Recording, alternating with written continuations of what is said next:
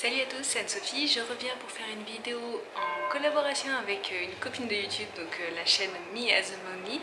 Donc on a décidé en fait de vous faire une vidéo avec 10 conseils pour bien s'organiser avec deux bébés, donc deux bébés assez proches en âge. Donc on va chacune donner en fait 5 conseils pour bien s'organiser avec nos deux bébés. Donc je vais commencer tout de suite. Donc j'ai écrit 5 petites choses sur mon téléphone, comme d'habitude j'écris tout sur mon téléphone. Voilà, mon premier conseil, ça concerne en fait le sommeil. Il faut essayer au maximum de faire coïncider leur temps de sommeil.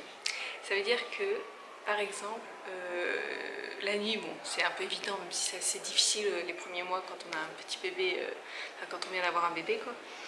Mais dans les semaines qui suivent, il faut faire en sorte que les siestes s'accordent.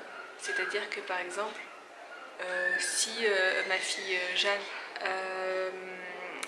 fait une sieste, je sais pas, on va dire à 13 h, je vais essayer de faire en sorte que Marceau fasse aussi une sieste à 13 h.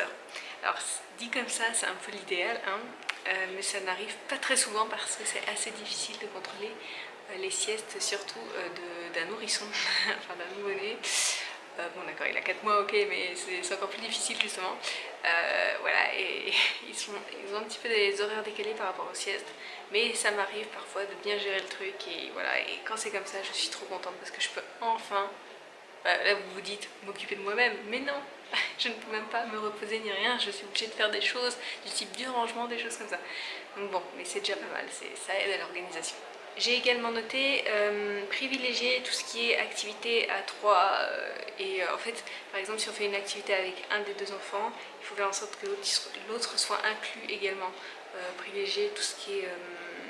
en fait, il faut faire participer l'enfant qui pourtant n'est pas censé faire l'activité entre guillemets, du type, par exemple, quand je fais des gommettes avec Jeanne, je me mets assise par terre à côté de Marceau. Par exemple, si je m'amuse à faire des grimaces à Marceau, j'ai sur mes genoux, je joue avec lui, etc. Ou je joue avec Théoché, ou voilà.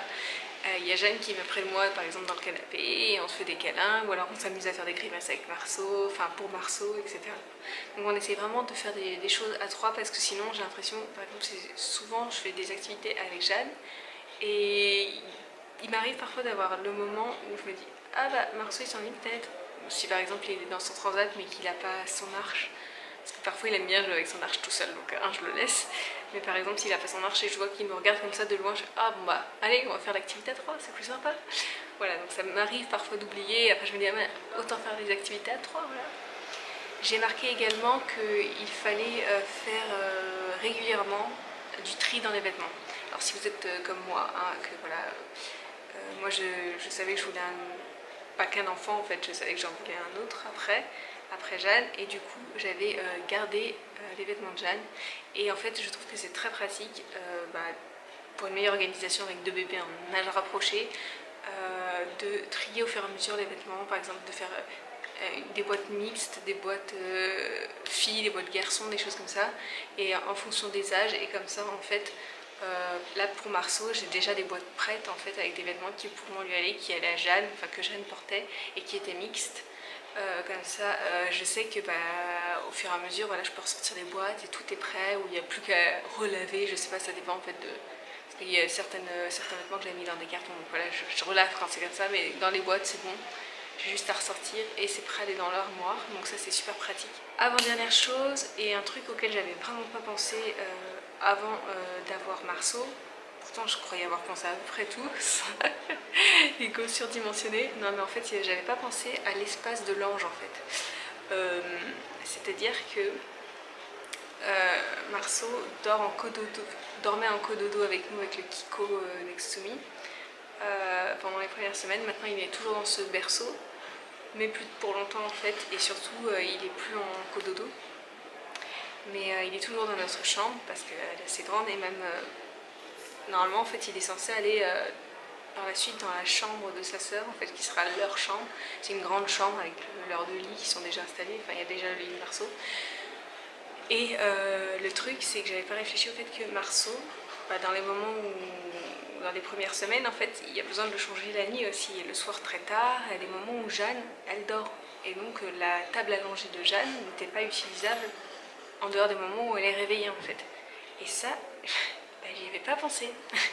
Du coup, on a racheté en fait un peu en urgence une table allongée chez Ikea. Je crois qu'elle était à 25 € et maintenant elle est à 23 €. Donc ça vaut trop le coup, allez-y, hein, foncez. Ça coûte rien du tout si vous avez vraiment vous avez besoin de 2 espaces allongés comme nous. Bah, franchement, ça vous sauvera la mise parce que on s'est retrouvé à allonger bébé par terre la nuit. Enfin, par terre, j'exagère, on avait un ancien matelas allongé qu'on avait disposé par terre sur sur un genre de grosse boîte. Ça allait très bien, mais voilà, c'était quand même assez chaotique et c'est pas très propre. Donc on a acheté en urgence une table allongée chez Ikea et maintenant bah, c'est beaucoup plus simple en fait. Chacun a son propre espace allongé et en plus cette table allongée de chez Ikea, on peut la réutiliser plus tard pour d'autres choses quoi. Donc ça c'est top, ça fait vraiment comme on pourra mettre des caisses de jeux, j'en sais rien, pour stocker des choses, mais en tout cas c'est hyper pratique en attendant. En attendant qu'ils soient tous les deux dans la même chambre en fait, voilà. Mais ça c'est quelque chose qui est quand même valable plus pour les enfants rapprochés. Voilà, parce que bon, si votre enfant il n'a plus besoin de table allongée, qu'il a 6-7 ans, voilà, j'en sais rien, vous n'aurez pas besoin de plusieurs tables allongées comme moi. Et ensuite, point très important, tout bête, c'est qu'en fait il faut vraiment que vous et votre conjoint, si vous en avez un, vous répartissiez en fait les tâches. C'est-à-dire que chacun gère un bébé. Alors là vous allez me dire que c'est très réducteur, machin, il faut vraiment que les parents passent du temps avec les deux. Bah, en fait c'est ce qu'on fait, on passe du temps avec les deux, c'est juste qu'on a chacun des tâches définies avec chaque enfant. Et du coup au moins ça nous permet de...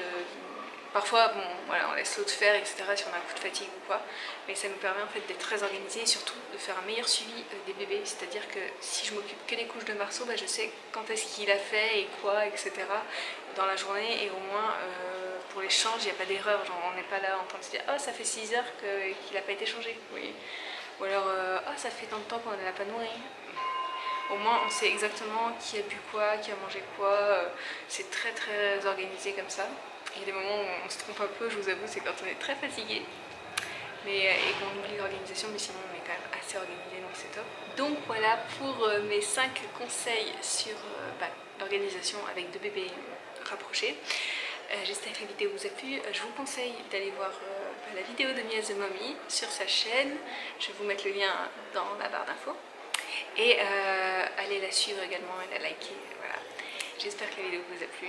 N'hésitez pas à laisser vous aussi vos conseils si vous avez des bébés d'âge rapproché dans les commentaires. Et puis je vous dis à très bientôt. Je vous fais plein de bisous. Salut!